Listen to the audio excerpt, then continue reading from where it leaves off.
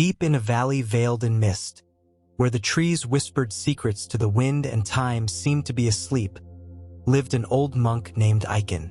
His wooden hut was hidden among bamboo fields that swayed gently each time the wind passed, as if they shared an ancient melody that only quiet hearts could hear. Each morning, Aiken would wake before the sun peeked over the mountains. He sat silently by the pond, watching the first light of day reflect on the water. He didn't think of anything. He simply breathed.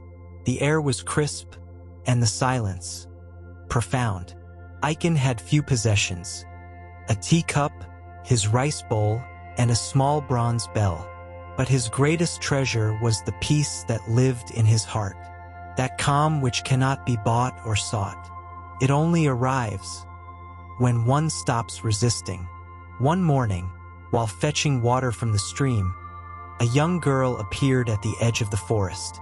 Her eyes sparkled with curiosity, but also with unease. "Are you the sage of the bamboo?" she asked with a trembling voice. Aiken looked at her with a smile that seemed to rise from the very center of his being. "I am merely someone who listens to the wind," he replied calmly. "What has brought your heart here?" The girl sighed, and in the distance, the bamboo whispered something only silence could understand. The girl's name was Hannah. She had walked a long way from her village, guided by stories whispered by the elders beside the fire. Tales of a monk who could calm the heart with just a glance, as if his very presence could cradle the soul. "My mind won't be quiet," she said, lowering her gaze. "It's always thinking, running, worrying. I can't sleep well. And when I close my eyes, everything fills with noise." Aiken nodded gently, as if each of her words were a leaf falling into the pond, creating delicate ripples. "Your mind is like this stream," he said, pointing to the clear water. "If you try to stop it forcefully, it becomes muddy. But if you observe it without judgment, it flows calmly again." The girl looked at him in silence, as if trying to understand not only his words, but the space between them. The monk stood up quietly and walked toward a spot where the bamboo grew thicker. He picked a long leaf and held it between his fingers. "Close your eyes, Hannah," he said in a soft voice. "Listen."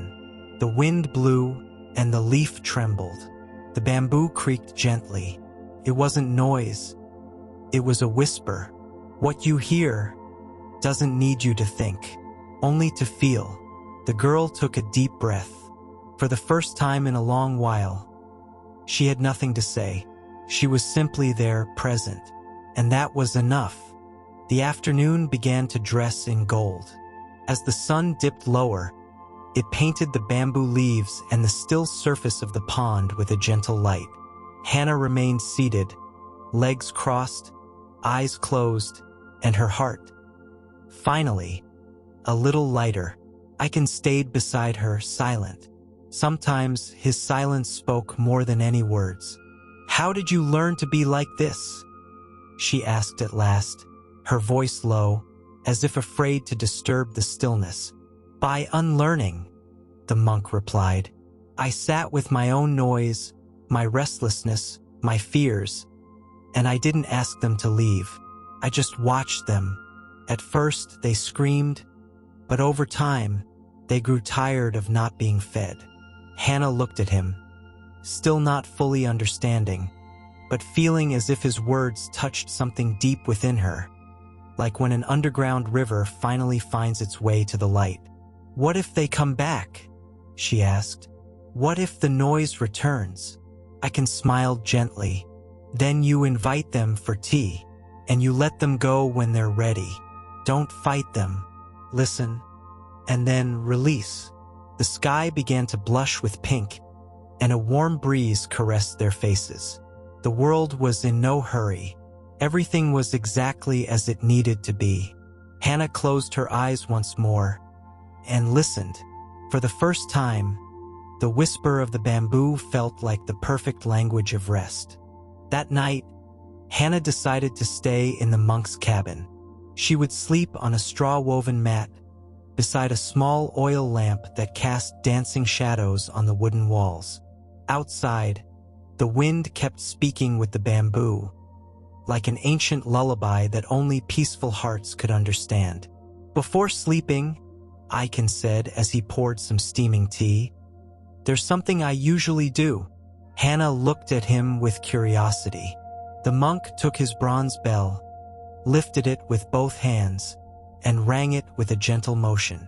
The chime spread through the room like a soft wave, vibrating in the air, in the bones, in the soul.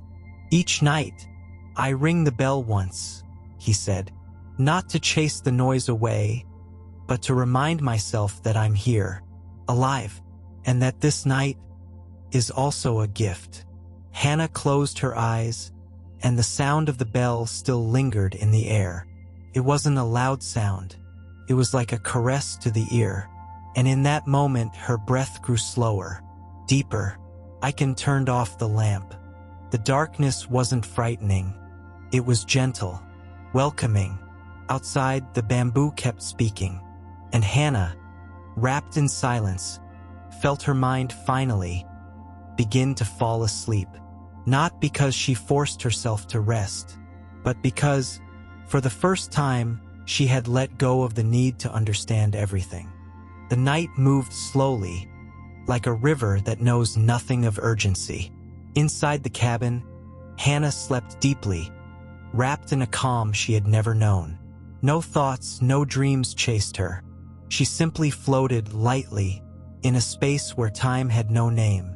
Aiken, seated on the doorstep, watched the stars flicker above the forest. Each one seemed to breathe, blinking in harmony with the heartbeat of the universe. He wasn't thinking of the past, nor of what might come. He was simply there, keeping the night company with his presence. The monk picked up a fallen bamboo twig and twirled it between his fingers. "When the bamboo bends with the wind, it doesn't break," he murmured to himself. "Because it doesn't resist, it simply yields." In the same way, the soul finds its strength in surrender. Inside, Hannah sighed in her sleep, as if even in dreams, she had heard those words. In the distance, an owl sang once, and then everything returned to silence. The bamboo never stopped whispering, but it was no longer a distant echo. It was a companion, a lullaby, a reminder that even the strongest wind can become music if you stop resisting. With dawn breaking, the night dissolved into a whisper of light and peace. The first ray of sunlight gently caressed the cabin, casting golden sparkles on the bamboo leaves swaying in silence. Hannah woke, not abruptly, but as if rising from a dream that had gifted her the serenity of ancient forests. With slow, grateful movements, she sat up. Every small gesture seemed attuned to the melody of morning. As she stretched her arms, she felt the comforting presence of the night within her, a night that had taught her the art of resting without fighting the flow of time. Aiken, who had spent the early hours in the company of stars, was already watching the shift. With a serene smile, he said, "Each morning brings with it a new poem of light. The important thing is to receive it with an open heart." Hannah took a seat on a small terrace facing the pond. There, the calm reflected on the water like a mirror inviting introspection. She listened to the murmur of the wind through the bamboo, as if it were whispering secrets of love and wisdom from the universe. In that moment, she understood that each new day is a blank page, an invitation to release the shadows of the night and embrace the clarity of the present. Life, she felt, was a harmonious sequence of moments, in which mind and soul met in perfect communion. After a simple breakfast of warm rice and steaming tea, Hannah walked alongside Aiken along a soft earthen path that disappeared into the bamboo fields. With each step, her bare feet felt the morning's coolness, and her thoughts, once so noisy, were now like leaves floating on a still pond. "Master," she finally said in a quiet voice, "how will I know if I found peace?" Aiken stopped. He closed his eyes for a moment and took a deep breath. Then, with the calm of someone who has spoken with silence 1,000 times, he replied, "Peace is not something you find, Hannah. It's something you remember.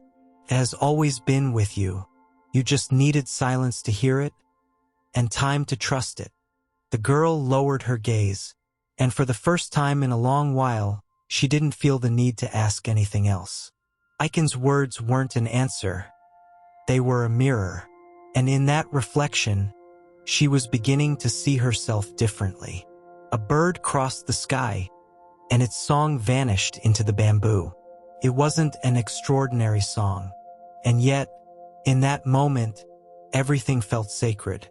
Hannah understood that she didn't need to change the world, nor understand everything.